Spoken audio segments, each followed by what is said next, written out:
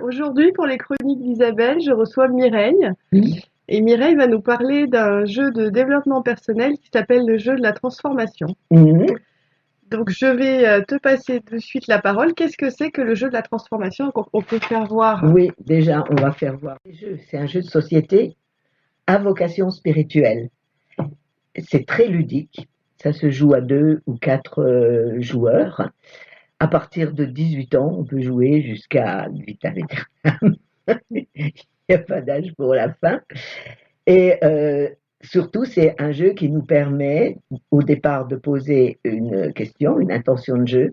Et tout au long du déroulement du jeu, euh, on va donner des indications, des repères, des conseils, des défis à relever pour qu'on puisse répondre aussi justement que possible à la question et avoir une vraie solution à la Ok. fin.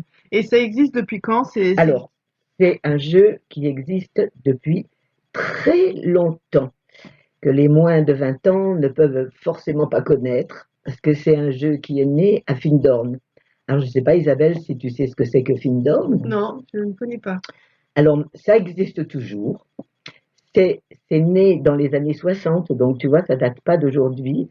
C'est trois personnes, ça se passe en Écosse, hein. Mhm. Trois personnes, un couple, c'est Hélène Caddy. Tu vois, Hélène Caddy, la petite voix. Oui. Voilà. Ce petit recueil de pensées journalières, c'est elle qui a créé ça et c'est toujours d'actualité en fait. Ils se sont installés à Findorn. Au départ, ils étaient dans une caravane et aujourd'hui, c'est la référence absolue des éco-villages, figure-toi. Ah, Ouais. d'accord. Donc au départ, ça avait une vocation de communauté en fait autour d'un but commun.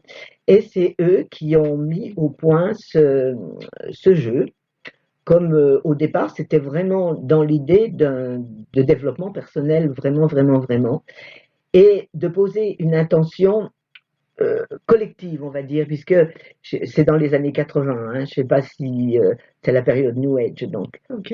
Pendant la période New Age, on a pris conscience d'abord du pouvoir créatif de la pensée et surtout du fait qu'on est tous co-créateurs. Donc, à cette époque-là, sont nées les grandes idées de mettre une attention commune au maximum de personnes pour avoir une influence plus grande sur le plan de la créativité, de faire changer les choses, quoi, hein. Ouais, ouais, d'accord. Ouais. Et au départ, le jeu, eh ben, il s'adressait en fait à des grands groupes de 80 jusqu'à 120 personnes. Alors là, je ne vois pas du tout comment ça pouvait se faire. Ensuite, il y a eu un autre jeu qui était aussi beaucoup plus compliqué que la version actuelle, qui était un jeu destiné à des groupes de 8 à 10 personnes. Mhm. Alors ça, moi, je l'ai fait D'accord. dans les années 80, au début que c'est sorti, dans un centre de stage qui s'appelait les Courmettes. Je dis ça pour ceux qui se rappelleraient. Ça n'existe plus aujourd'hui, c'était au-dessus de Vence. Mhm. On était un groupe et en fait, le jeu, c'était un stage. Ça se déroulait sur 3 jours. Et donc, c'était bien, bien. Le jeu durait 3 jours. Oui, le Ah jeu. oui. Ah oui. Le jeu durait 3 jours. Sacrée prise de conscience. Oui, voilà. Donc, il y avait bien sûr une facilitatrice, on appelait ça, qui était formée pour ça et qui animait le jeu. Et c'était bon, voilà. En travaillant sur 3 jours, voilà, ça fait du chemin. Mhm.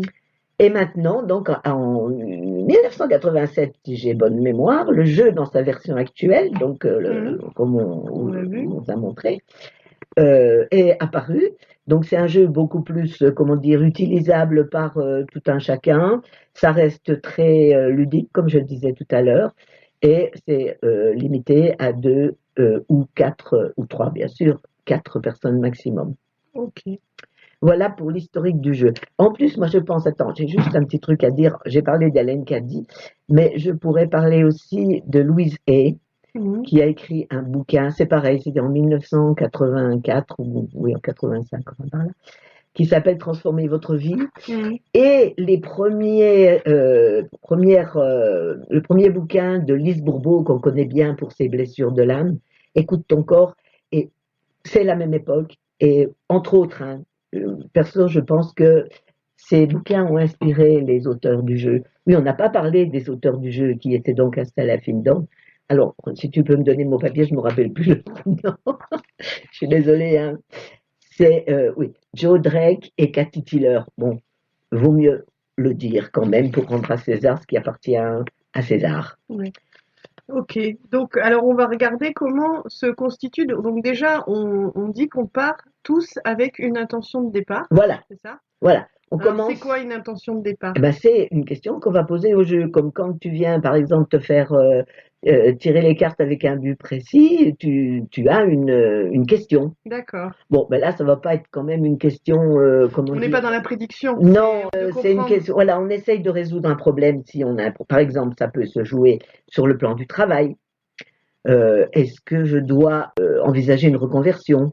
Le jeu, tout au long du jeu, va donner des indications. Ok. J'ai oublié de dire, ça c'est important aussi, que le jeu se joue sur 4 plans. Donc, on démarre sur le plan physique, c'est-à-dire, Alors c'est ça, voilà. oui, Je voilà. vais faire voir. Donc en fait, on démarre. Déjà, on démarre de là. Mm. Donc le jeu se déplie. En fait, ça C'est se un grand divise en plateau, quatre. Voilà, il y a voilà, quatre fois ce voilà, oui, Triskel. Voilà. c'est un grand Et plateau. on démarre du rond Oui, central. voilà. Voilà. Mm. Donc, une fois qu'on est dans le rond central, qu'est-ce que c'est le rond central en fait? C'est Alors attends, on regardera ça tout à l'heure. On va rester pour l'instant dans l'intention de jeu d'accord, pour et voir que ça va se dérouler sur les 4 quatre plans. plans. Voilà. Voilà. On démarre sur le plan physique, donc ça va être tout ce qui est concret, matériel en rapport avec la question.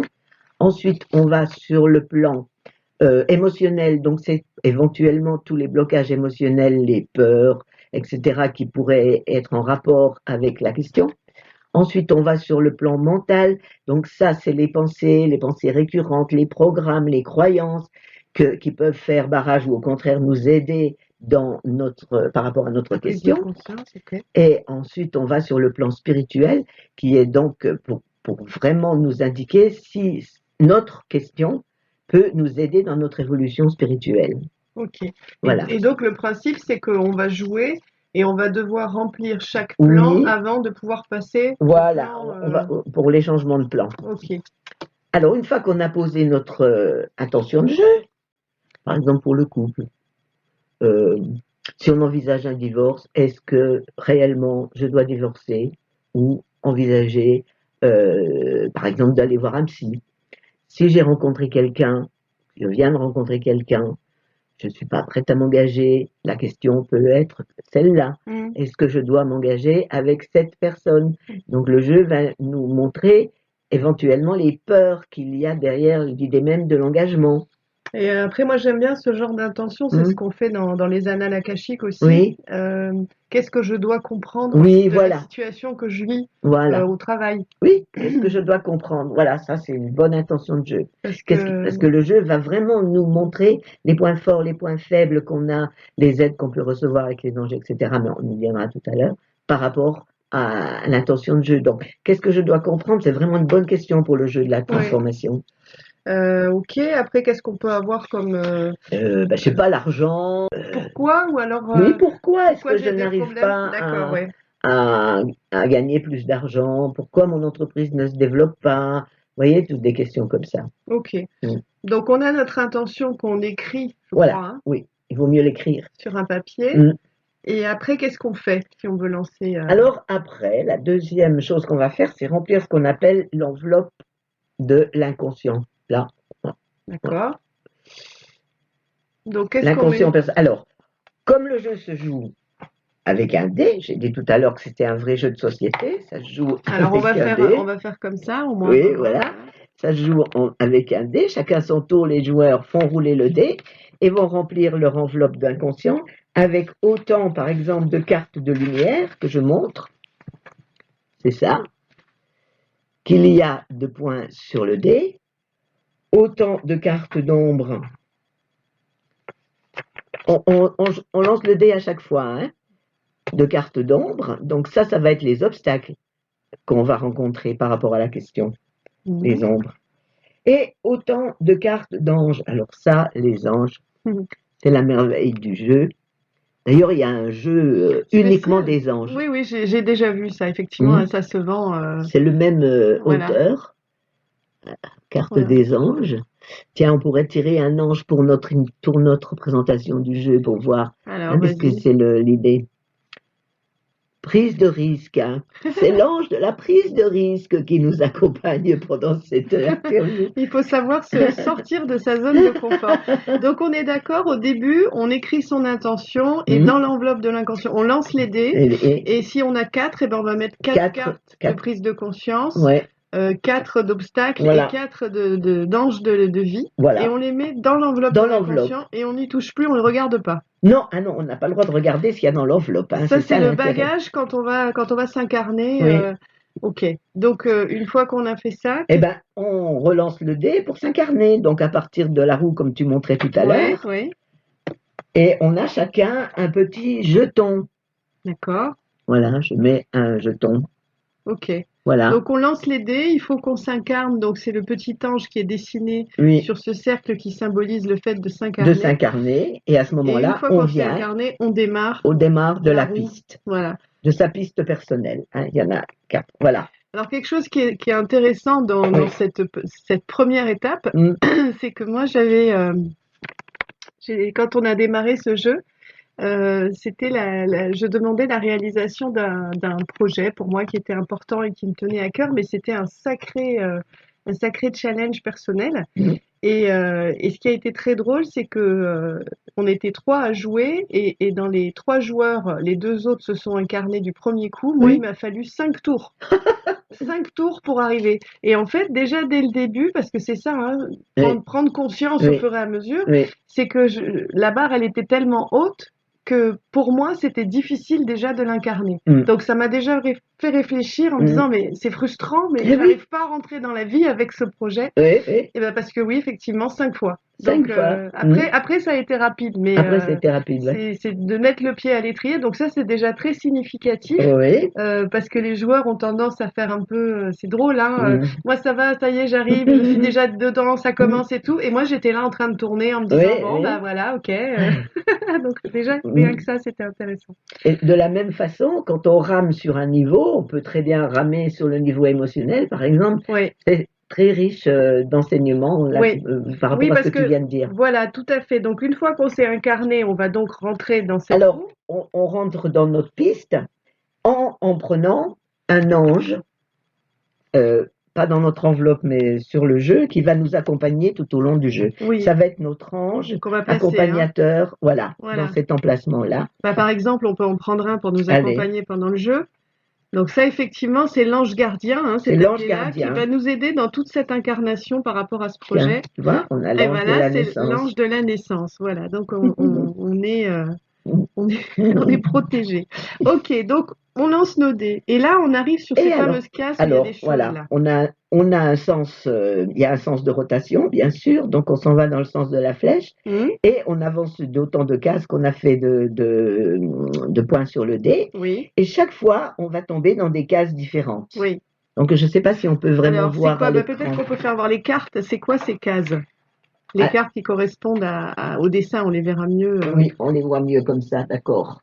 Parce que là, c'est pas très visible. Mm. C'est un peu comme un jeu de loi, en fait. On va s'arrêter, par Oui, exemple. voilà, Donc, exactement. alors, si on s'arrête, par exemple, sur cette Alors, les carte. plus faciles, c'est les cartes d'ombre. Par exemple, on a une carte d'ombre. Donc, quand on tombe sur une case d'ombre, on prend une ombre, mais on a le choix à la prendre soit dans l'enveloppe, soit sur le jeu. Et bon, vu que il vaut mieux vider au plus vite son enveloppe de l'inconscient, on préfère le prendre dans son enveloppe, mais c'est pas obligatoire. Quand on nous dit de piocher une carte, en fait, sur le plateau de jeu, on a les cartes d'ombre, les cartes de lumière, Tout les est cartes installé d'ange, sur le plateau de mais jeu. on a aussi cette fameuse enveloppe de l'inconscient Voilà. qu'on a remplie, et c'est vrai que c'est intéressant de la vider le plus vite possible, parce que plus vite elle sera vidée, plus vite on pourra terminer le jeu. Alors, ce qu'il y a d'intéressant, c'est qu'avec les cartes d'ombre, chaque fois qu'on tire une ombre, elle est accompagnée de peines. Je vous montre les petites peines. Vous voyez, c'est des petites larmes qui vont être placées à l'endroit où on est sur le jeu. Ouais. Voilà. Et ces peines, il faut s'en débarrasser d'une manière ou d'une autre. Sinon, on peut pas avancer. Hein, sinon, on peut pas avancer. Voilà. Ok. Bon, voilà pour les cartes d'ombre. Il y a aussi les cartes de lumière. On a vu tout à l'heure une lumière. Voilà. Donc, comme je l'ai dit, les lumières nous aident, ce sont des qualités, des compétences, etc., dont nous pouvons disposer, qu'on va également chercher soit dans son enveloppe, soit sur le jeu. Oui. Et les cartes de lumière nous donnent droit à ce qu'on appelle les jetons de conscience. Alors ça, c'est très intéressant. Donc, on va commencer par le plan physique. Donc, par exemple, parce que on regarde ici, l'objectif, c'est de remplir avec au moins 6 jetons de conscience. Voilà. Bon, on va regarder après ce que c'est que cette carte d'ange, mais normalement, pour remplir ce niveau, il faudrait qu'on ait 6. Alors, qu'est-ce que c'est que ces jetons de conscience? Alors, là, il y en a vraiment énormément dans le jeu. C'est tout simplement ça. Alors, donc, c'est le symbole du niveau. Oui. Et qu'est-ce qu'il y a écrit dessus? Alors, par exemple, magnétisme. D'accord. Donc, c'est toutes des aides aussi, là, selon le niveau sur lequel on se trouve. Démonstration, qui vont nous aider par rapport à notre satisfaction. Voyez? Donc, par exemple, là, j'ai pioché la carte du début qui me dit ici, donc la case de lumière, voilà, il vous arrive ça dans la vie. Donc, tu veux qu'on regarde une case de lumière? Par exemple, voilà. Alors, je prends au hasard une case de lumière. On nous dit, en fait, c'est la consigne qui est écrite sur cette carte, nous dit de lire une des consignes de la carte de lumière et de faire ce qui est écrit. Voilà, donc je viens de retourner. Tu découvres que plus tu donnes de toi-même librement, en rendant service, plus il t'est donné de donner. D'accord. Et reçoit maintenant un jeton de service. Alors ça, on verra après. Alors oui, un jeton de service. Imaginons qu'on nous ait dit de piocher des jetons de conscience, puisqu'on a compris la phrase. Donc effectivement, il faut méditer dessus. Et donc là, je pioche aventure. Donc en fait, on va remplir son carton, satisfaction, et là j'ai démonstration. On doit essayer de comprendre, c'est ça, non, le facilitateur, à quoi il sert là? Chaque fois qu'on reçoit un jeton de conscience, on voit comment ça s'intègre, ça joue par rapport à notre question. D'accord. Sur le plan sur lequel on est, bien sûr. Sur le plan physique. Sur le plan physique. Donc là, on continue de lancer les dés, et puis effectivement, il arrive que selon les consignes, on nous dise de prendre un jeton de service. Alors le jeton de service, c'est intéressant à plusieurs niveaux. C'est que j'ai mis mes jetons de service. Voilà, ils sont là avec les anges. Donc ça, c'est un jeton de service et c'est un peu le pass pour monter d'un niveau. Hein. Donc on le met là. Donc c'est le sésame pour passer le niveau, pour changer de plan à partir du moment où on a 6. Voilà, donc si on a rempli ici et qu'en plus on a un jeton de service, on peut changer de plan. Oui. Ou alors si on n'a pas ce jeton, 3 anges. Il faut 3 anges qu'on va mettre, 3 anges qu'on va mettre sur la carte. Donc une fois qu'on aura ça, on peut changer de niveau. Oui. Alors le jeton de service, qu'est-ce que c'est? Alors donc, outre le fait que ça nous aide à changer de niveau, c'est un des aspects interactifs du jeu, c'est que tu vas rendre service à un autre joueur. Ah ouais, c'est bien ça. Voilà. Parce que tout au long du jeu, on coopère. D'abord, on est au courant des intentions de jeu. Les intentions de jeu sont partagées au départ. Oui, c'est pas tenu secret pour son compte à soi. C'est partagé. Donc, les autres joueurs peuvent, à certains moments du jeu, collaborer, t'aider à réaliser ton intention de jeu. Ok. Et par exemple, qu'est-ce qu'on a comme type de service? Alors, je pense, par exemple, donc on a déjà ça, tu rends service à un autre joueur. On a ça, d'accord. Donc, tu demandes à un autre joueur de ton choix quel service il aimerait que tu lui rendes. Donc, il va te demander de piocher dans son enveloppe, de prendre sur le jeu, etc. Et tu fais. D'accord. Et à ce moment-là, c'est toi qui dis pour lui. Ouais. S'il tire une ombre, c'est toi qui dis l'ombre. Voilà, mais on va pas tout. Non, on rentre pas dedans, ok. Donc là, la deuxième fois où il peut y avoir coopération, c'est le miracle. Ah oui. Donc c'est le lotus. Si tu tombes sur une carte de miracle, alors là, tu réalises un miracle pour toi-même et aussi pour tous les autres. C'est-à-dire que tous ceux qui ont des larmes, par exemple, des peines, tu les décharges de leurs peines. Ouais, c'est les coups de pouce de la vie. Voilà, voilà. Sinon, il y a aussi dans les ombres et dans les lumières des ombres de groupe, des lumières de groupe. À ce moment-là, si c'est toi qui l'attires, c'est pas forcément pour toi. Ça se joue pareil, avec les dés. Oui, c'est-à-dire que c'est pour ça que c'est intéressant de jouer à plusieurs joueurs, c'est qu'il y a l'effet aussi du groupe, hein, on n'est pas tout seul sur Terre pour incarner ça, et qu'en fait, il y a des personnes qui vont avoir par moment des événements qui vont nous impacter tous, et on va tous être malheureux et bloqués, et on va devoir tous se dépasser. Et lancer les dés pour arriver à sortir ces peines de notre chemin. Et ça, c'est un peu des événements qu'on peut avoir planétaires comme on a connu il n'y a pas si longtemps. Par exemple, ça. Oui. Les 4 larmes sur le jeu, c'est la case de dépression. Voilà, on est en dépression. Tout le monde est concerné. Tout le monde est atteint par la dépression chronique. Et donc, c'est vrai que là aussi, c'est important de voir à quelle vitesse, par rapport au projet de départ, on va sortir de cet état de dépression. C'est vraiment très intéressant pour ça parce que c'est comme si ça donnait les caractéristiques d'une personnalité en fait. En disant là-dessus t'es vraiment trop dépressif, t'es trop négatif, t'es trop branché sur le physique, sur tes émotions, etc. Alors que d'autres, ils galopent, ils arrivent vite à avancer. Alors pour galoper et arriver vite à avancer, on a cette fameuse case ici qui est la case de transformation. Symbolique. Donc là, si on tombe sur la case de transformation, systématiquement, on change de plan. Ouais, on va tout de suite au-dessus. On va tout de suite au-dessus. Et pareil, on enlève les peines, etc. C'est vraiment un gros pas en avant. Donc selon le niveau sur lequel on tombe, par hasard, hein, parce que c'est toujours une histoire de tirer de faire avec le dé, eh bien ça nous montre sur quel niveau on fait un gros progrès. Ouais. Super. Si c'est au niveau spirituel, pof, on a fini de jouer. Ouais. Ok. C'est ça, ouais, ça c'est la carte magique. Ouais. Ok, donc là on a, je te rends les jetons, donc on a ça. Est-ce qu'on peut prendre des jetons de chaque niveau? Parce que là on a fait le physique pour voir par exemple qu'est-ce qui peut être bloquant au niveau, donc celui d'après c'est émotionnel. Émotionnel, qu'est-ce qui peut être... Alors, le jeton de conscience. Oui. Aidant, moi je dirais plutôt aidant que aidant, oui, aidant. Aidant. L'ouverture. Ouverture au niveau émotionnel, oui. L'amitié. Oui. La patience. D'accord. Sentiment. Oui. Voilà, par exemple. Ok, d'accord. Hein? On peut voir aussi après, au niveau on regarde mental. Au niveau mental. Au niveau mental, tu as ici affirmation. Avec au pluriel. Oui, ok. Affirmation, raffinement, libération, observation, tu vois? Ok. Donc là, on est sur le mental. Donc le spirituel, le dernier, il faut quand même le remplir, hein, même si on arrive... bien sûr. Donc au niveau spirituel, on a par exemple la révélation, on a par exemple la réalisation, la présence d'esprit. Super. Ouais, non, mais voilà, c'est bien des éléments sur lesquels il faut réfléchir quand on est au bout de... Les anges aussi sont importants par rapport à la réflexion. Quand on tire un ange, c'est bien vraiment de s'intérioriser un petit peu avec lui et de vraiment voir l'apport de cet ange. Oui. Donc, par exemple, on a vu tout à l'heure l'ange de la prise de risque, il y a la naissance.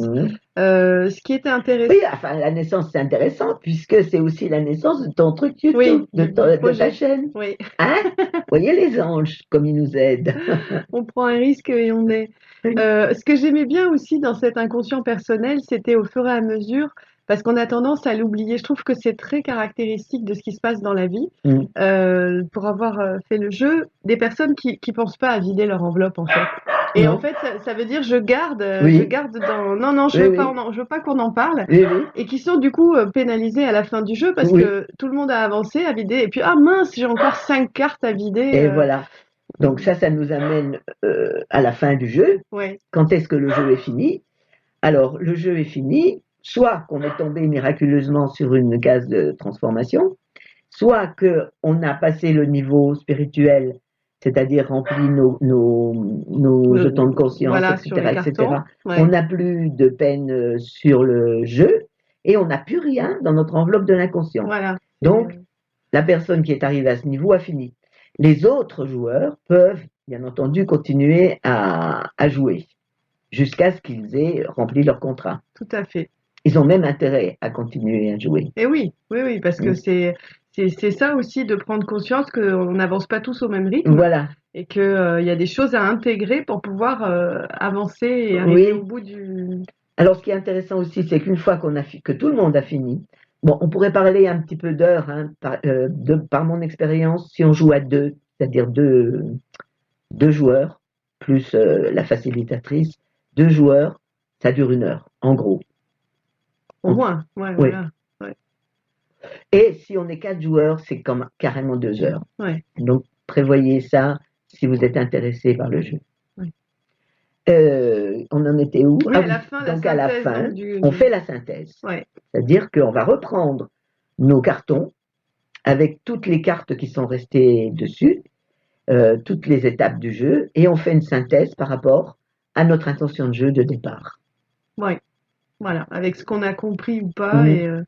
Et là aussi, c'est intéressant d'avoir l'avis des autres personnes. Oui, tout à fait. Qui voient les choses différemment et qui aident à éclairer encore plus la personne sur ses prises de conscience. C'est très intéressant en tout cas, et il y a beaucoup de synchronicité, hein, comme toujours. Ouais. Dans les blocages ou dans les prises de conscience. Moi, j'aime bien, là, comme là, on est sur la naissance de ces chroniques, et puis la on sort la carte de la naissance. On peut ajouter que ça se joue aussi parfaitement tout seul. Hein. Alors, si tu joues tout seul, tu n'as plus du coup la possibilité de recevoir des peines globales ou d'être aidé. Non. Voilà. Mais ça peut t'aider si tu as une question brûlante, on va dire, un problème tout d'un coup qui apparaît. Tu peux très bien t'aider avec le jeu en faisant tout seul. Ouais. Oui, c'est vrai. C'est vrai, ça permet vraiment cette introspection qui est nécessaire, et c'est vraiment très enrichissant. Mais merci beaucoup, Mireille. Mais je t'en prie, donc à propos de jouer tout seul, il faut déjà avoir le jeu. Voilà. Alors le jeu, donc, il est disponible à la boutique L'Âme Joyeuse, hein, sur l'âmejoyeuse.fr, vous avez la e-boutique, sinon on est à Ops, à votre disposition. Et Mireille se propose d'animer le jeu.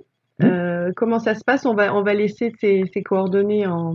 Voilà, donc si vous êtes intéressé par le jeu et que vous avez des amis ou amies qui, vous pensez, peuvent être intéressés aussi, et que vous connaissez, ou que vous connaissez, voilà. C'est quand même un jeu où il y a des choses qui se découvrent, donc c'est vrai que si on veut jouer avec le plus d'authenticité possible, c'est mon avis, hein, il vaut mieux jouer avec des personnes qu'on connaît un peu pour ne pas avoir peur de se révéler. De se dévoiler, tout à fait. Mais on peut jouer aussi avec des amis sans que le jeu devienne une prise de tête. Hein. Ça peut rester sur un plan très, très ludique aussi. Hein. Ok. Et donc, de toute façon, toi, tu as le jeu. Donc, si vous êtes intéressé par tester le jeu sans avoir à l'acheter, Mireille se propose de l'animer. Oui, je me déplace. Voilà. Volontiers, je viens chez vous. On fait ça l'après-midi à l'ombre ou le soir éventuellement. Pas trop de soir. Voilà. Ok. En tout cas, on te remercie beaucoup. Merci d'avoir été la première chroniqueuse des chroniques. Je vous dis à bientôt. N'hésitez pas à faire des commentaires ou à nous envoyer des questions si vous en avez. Merci beaucoup.